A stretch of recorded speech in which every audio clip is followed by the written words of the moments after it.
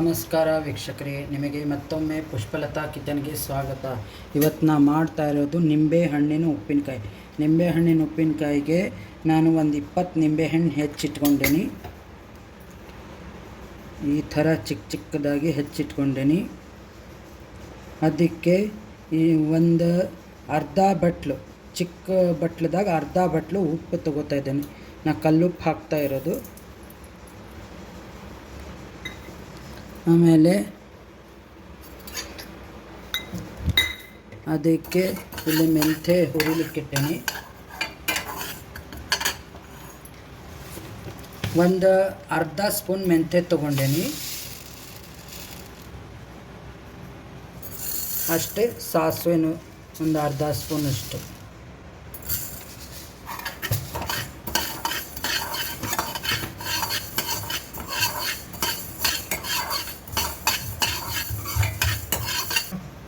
ಒಂದು 10 ಕಾಳದಷ್ಟು ಮೆಣಸು ತಗೋತಾ ಇದ್ದೀನಿ. ಇದನ್ನು ಚೆನ್ನಾಗಿ ಇದರ ಜೊತೆನೇ ಹುರ್ಕೋಬೇಕು.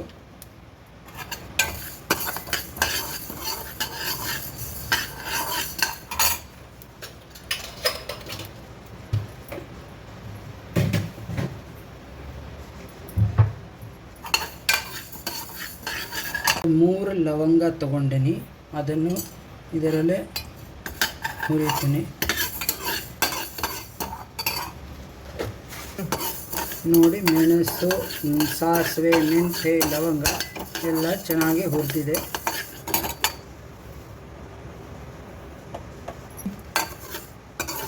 ಗ್ಯಾಸ್ ಆಫ್ ಮಾಡ್ತಾ ಇದ್ದೀನಿ. ಇವಾಗ ಇದು ತಣ್ಣಗಾದ ಮೇಲೆ ಇದನ್ನು ಮಿಕ್ಸಿ ಮಾಡ್ಕೋಬೇಕು.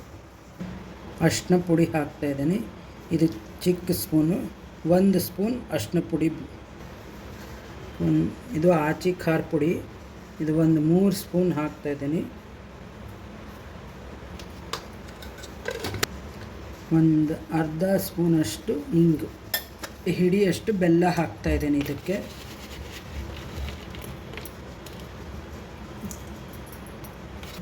ಬೇಕಾದರೆ ನೀವು ಸಕ್ಕರೆನೂ ಹಾಕ್ಕೋಬೋದು. ಬೆಲ್ಲ ಹಾಕಿದರೆ ಇನ್ನೂ ರುಚಿ ಆಗುತ್ತೆ.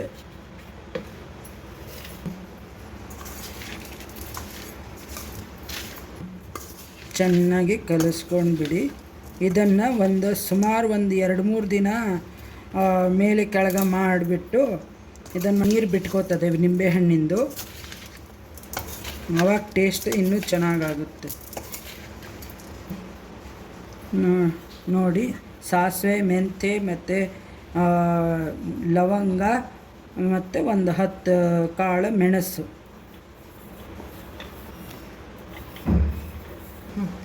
ಇದೆಲ್ಲ ಮಿಕ್ಸಿ ಮಾಡ್ಕೊಂಡೇನಿ. ನೈಸ್ ಪೌಡ್ರ್ ಆಗಬೇಕು.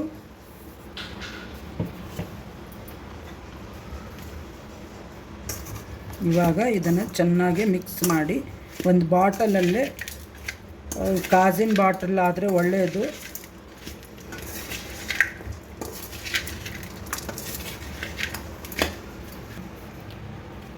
ನೋಡಿ, ಈ ಥರ ಒಂದು ಬಾಕ್ಸಲ್ಲೇ ಅಥವಾ ಕಾಜಿನ ಭರಣಿಯಲ್ಲೇ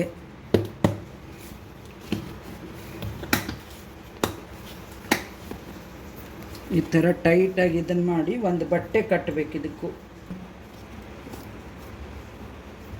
ಈ ಥರ ಕಟ್ಟಿ ಇದನ್ನು ಮಾವಿನಕಾಯಿ ಉಪ್ಪಿನಕಾಯಿಗತ್ತೇ ದಿನಾಲೂ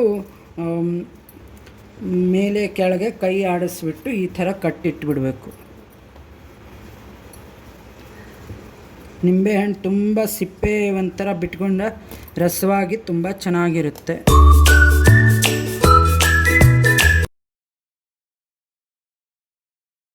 ನೋಡಿ ವೀಕ್ಷಕರೇ, ಇದು 1 ದಿನ ಆಗಿದೆ.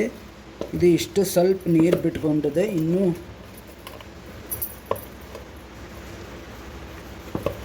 ಕೆಳಗೆಲ್ಲ ನೀರು ಬಿಟ್ಕೊಂಡಿದೆ. ಈ ಥರ ಮೇಲೆ ಕೆಳಗೆ ಮಾಡಿ ಮತ್ತೆ ದಿನ ಈ ಥರ ಮೇಲೆ ಕೆಳಗೆ ಮಾಡ್ತಾ ಇರಬೇಕು. ಆವಾಗ ನಿಂಬೆಹಣ್ಣು ತುಂಬ ಚೆನ್ನಾಗಿ ಮೆತ್ತಗೂ ಆಗ್ತದೆ, ಸಿಪ್ಪೆ ಬಿಟ್ಕೋತದೆ ಮತ್ತು ಚೆನ್ನಾಗೂ ಆಗುತ್ತೆ. ಇವಾಗ ನೋಡಿ ಎಷ್ಟು ಮೆತ್ತಗಾಗಿದೆ. ಉಪ್ಪು, ಹುಳಿ, ಖಾರ, ಸಿಹಿ ಎಲ್ಲ ಚೆನ್ನಾಗಾಗಿದೆ. ಇದು ಇನ್ನೂ ನೀರು ಬಿಟ್ಕೋಬೇಕು. ನೋಡಿ ವೀಕ್ಷಕರೇ, ಇವಾಗ ಒಂದು ಸ್ವಲ್ಪ ಈ ಥರ ಸ್ವಲ್ಪ ಇನ್ನೂ ಸಿಪ್ಪೆ ಬಿಡಬೇಕು. ಸಿಪ್ಪೆ ಬಿಡಲಿಕ್ಕೆ ಸುಮಾರು ಒಂದು 4-5 ದಿನವೇ ಬೇಕು. ಈಗ 3 ದಿನ ಆಗಿದೆ. ಈ ಥರ ರಸ ನೋಡಿ ಎಷ್ಟು ಚೆನ್ನಾಗಿ ರಸ ಬಿಟ್ಕೊಂಡಿದೆ. ಈ ಥರ ಮೇಲೆ ಕೆಳಗೆ ಮಾಡಿ ರುಚಿ ಮಾತ್ರ ತುಂಬ ಚೆನ್ನಾಗಾಗಿದೆ.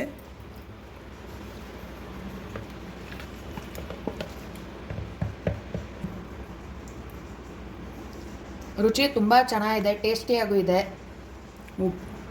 ಉಪ್ಪು, ಖಾರ, ಸ್ವೀಟ್, ಬೆಲ್ಲ ಪ್ರತಿಯೊಂದು ತುಂಬ ಚೆನ್ನಾಗಿ ಹೊಂದ್ಕೊಂಡಿದೆ. ಮೆಂತ್ಯ, ಸಾಸಿವೆ ಎಲ್ಲ ತುಂಬ ಚೆನ್ನಾಗಿ ಹೊಂದ್ಕೊಂಡಿದೆ. ಈ ಥರ ಮಾಡಿ ನೋಡಿ. ಇದು ಆರಾಮ್ಸೆ ನೀವು ಬೇಕಾದಂಗೆ 1 ವರ್ಷವರೆಗೂ ಇಡ್ಬೋದು.